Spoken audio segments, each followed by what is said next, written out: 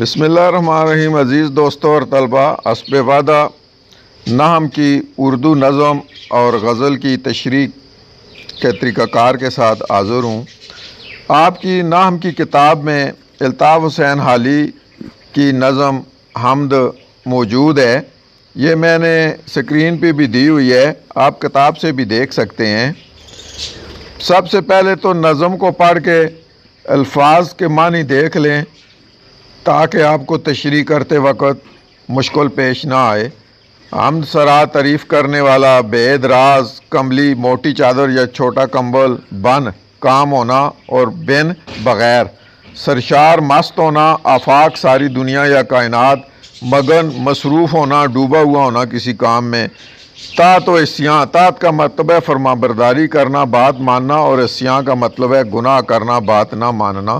تو آئیں اب دو اشعار ہم نے چنے ہیں اس کے لیے، پھر ان کی نظم اور شاعر کے حوالے سے تشریح کریں گے۔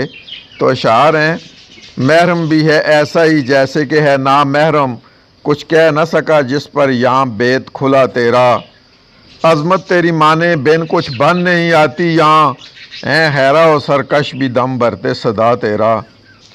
تو حوالہ نظم و شاعر ایسے لکھیں گے کہ یہ اشعار مولانا الطاف حسین حالی کی نظم حمد سے لیے گئے ہیں۔ نظم کا نام کاموں میں عزیز طلبہ لکھنا ہے۔ اس نظم میں شاعر اللہ تعالیٰ کی عظمت بیان کر رہا ہے۔ اب تشریح کی طرف آتے ہیں۔ چونکہ دو شعر ہیں تو دو پیراگراف میں تشریح کریں گے، پہلے پیراگراف میں پہلے شعر کی، دوسرے پیراگراف میں دوسرے کی۔ پہلے شعر میں شاعر اللہ پاک سے مخاطب ہو کر کہتا ہے کہ اے اللہ، جو تیرے بندے تیری ذات و صفات کے بارے میں نہیں جانتے اور وہ تجھ سے غافل ہیں اور عقل کے اندھے ہوتے ہی ہیں، لیکن جو تیرے ماننے والے تیری ذات و صفات کے بارے میں سمجھ رکھنے والے ہیں، وہ بھی تیری اتنی بڑی ذات کے بارے میں مکمل بیان نہیں کر سکتے، یعنی اللہ کی عظمت اور بڑائی بیان نہیں کر سکتے۔ دوسرے شعر میں شاعر کہتا ہے کہ اے اللہ تعالیٰ، تیری بڑائی اور بزرگی مانے بغیر کوئی چارہ نہیں ہے، کوئی راہ نہیں ہے، اور ہر انسان خواہ وہ طاقتور ہو یا سرکش کسی نہ کسی شکل میں تیری عظمت کا اقرار کرتا رہتا ہے، یہاں تک کہ جو نافرمان اور کافر ہیں وہ بھی مصیبت آنے پر تجھے پکارتے ہیں۔ اسی طرح عزیز طلبہ باقی اشعار کی تشریح بھی آپ نے کرنی ہے۔ اب آتے ہیں اردو غزل کی طرف۔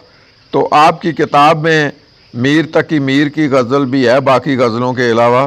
یہ عام غزل ہے، آپ نے سنی ہوئی ہوگی: فقیرانہ اے صدا کر چلے، میاں خوش رہو ہم دعا کر چلے۔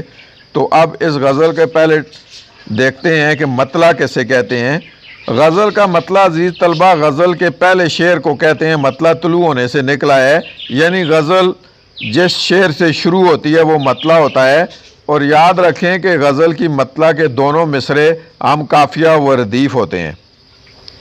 آخری شعر کو مقطع کہتے ہیں، اور مقطع قطع کرنے سے نکلا ہے، یعنی کہ وہ شعر جس پہ غزل ختم ہو جاتی ہے۔ مقطع میں عام طور پر شاعر اپنا تخلص استعمال کرتے ہیں۔ اسی طرح عزیز طلبہ قافیہ، ہر مصرے میں آنے والے ہم آواز مگر مختلف الفاظ معنی والے جو ہوتے ہیں، الفاظ مختلف معنی والے، وہ ہم قافیہ الفاظ کہتے ہیں۔ جیسے اوپر کی غزل میں صدا، دعا، وفا، دکھا، کیا، ادا، دوا وغیرہ ہیں، یہ ہم قافیہ الفاظ ہیں۔ اور ردیف جو ہے وہ مطلع اور غزل کے ہر دوسرے مصرے کے آخر میں بار بار دہرائے جانے والے الفاظ ردیف کہلاتے ہیں۔ جیسے اوپر کی غزل میں لفظ کر چلے آیا ہوا ہے، یہ قافیہ اور ردیف جو ہیں یہ غزل میں، شاعری میں ترنم اور موسیقیت کے لیے ہوتے ہیں۔ اب آتے ہیں تشریح کے لیے۔ تو اس کے لیے دو شعر میں نے جو ہے منتخب کیے ہیں، ایک تو مطلع ہے اور دوسرا ایک اور شعر ہے: فقیرانہ آئے صدا کر چلے، میاں خوش رہو ہم دعا کر چلے، نہ دیکھا غم دوستاں شکر ہے، ہمیں دکھا داغ اپنا دکھا کر چلے۔ تو اب تشریح کرنے کا طریقہ عزیز طلبہ آپ کو بتاتے ہیں کہ حوالہ غزل اور شاعر کیسے دینا ہے۔ کہ یہ اشعار شاعر غم و علم میر تقی میر کی غزل سے لیے گئے ہیں۔ آپ کی غزلوں میں ایک طرف تو سادگی، غم، گلہ اور شکوہ کے جذبات، اور دوسری طرف لے، سر، ترنم اور موسیقیت پائی جاتی ہے۔ اب تشریح اسی طرح جس طرح حمد کی 2 پیراگراف میں کی تھی کرتے ہیں۔ پہلے شعر میں شاعر اپنی اور اس دنیا کے فانی ہونے کا ذکر کرتے ہوئے کہتا ہے کہ ہم غریب، فقیر، مسافر کی طرح اس دنیا میں آئے ہیں، اور جو گھر گھر خیرات کے لیے آواز لگاتا ہے، اگر کوئی کچھ دے یا نہ دے بس دعا کر کے چلا جاتا ہے۔ شاعر اپنی عاجزی اور دنیا کی بے ثباتی ظاہر کر رہا ہے۔ دوسرے شعر میں شاعر یہ کہہ رہا ہے کہ ساری زندگی اتنے غم ملے ہیں کہ اپنے غموں کے علاوہ اور دوستوں عزیزوں کے غموں پر کبھی نگاہ ہی نہیں پڑی۔ شاعر پھر بھی شکر ادا کر رہا ہے کہ اپنے دوستوں کے غموں، اپنی ذاتی غموں کی وجہ سے دوستوں کے غم کبھی نظر ہی نہیں آئے۔